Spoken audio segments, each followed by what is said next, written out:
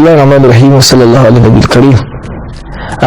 Mace ta biyu cikin matan Annabi sallallahu alaihi wasallam ummul mu'minin ita ce Nana Saudat bintu Zam'a, Allah madaukakin sarki ya kara mata yadda.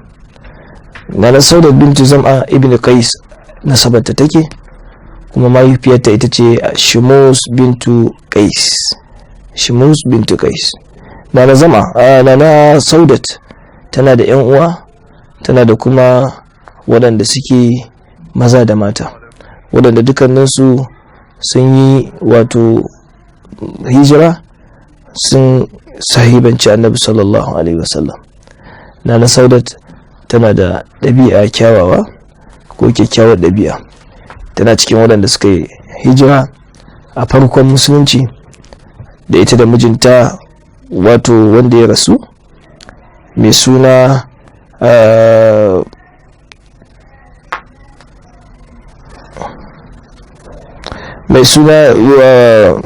Sukran ibn Amru al-Ansari, mai suna me Sukran ibn Amru al-Ansari, sai yi jira tare da shi.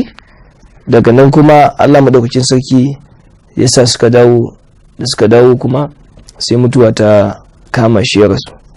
To kabilarta suna da kaushi da kiyayya da adawa ga Annabi sallallahu alaihi wasallam da ma musulunci gaba daya.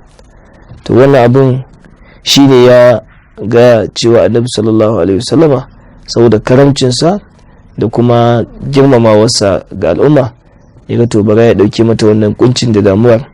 Annabi sallallahu alaihi wasallama sai ya aure ta a lokacin tana da shekara 55. Nana Saudat, Allah ya kara mata yadda, ita ce mace ta biyu da Annabi sallallahu alaihi wasallama ya aura bayan rasuwar Nana Khadija, ma'ana ita ta biyo Nana Khadija kenan. Nana Saudat, Allah ya kara mata yadda, ta rasu karshen zamanin Sayyidina Umar lokacin mulkin sa. Sannan tana da ruwaya hadisi, idan ban manta ba, tana da ruwaya guda 5 da ta rawaito su a ciki.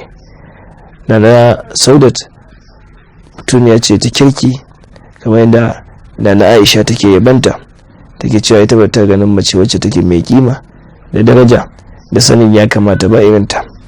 Ya daga cikin karamcinta, lokacin da Annabi sallallahu alaihi wasallama yake da bukatar ya je dakin Nana Aisha, ta lura ta fahimta cewa lalle yana da bukatar wajen Nana Aisha, ta ba da kwananta, ta ce Allah ya taimake ka, ga kwanana na baka, ka je ka kara wa Aisha a ciki.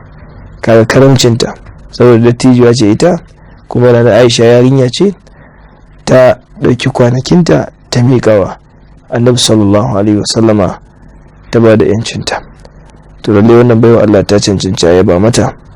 Allah ya kara mata yadda, Allah madaukakin sarki ya sanya albarka a bayan mu gaba ɗaya da nasu gaba ki da. Wassalamu alaikum wa rahmatullahi wa barakatuh.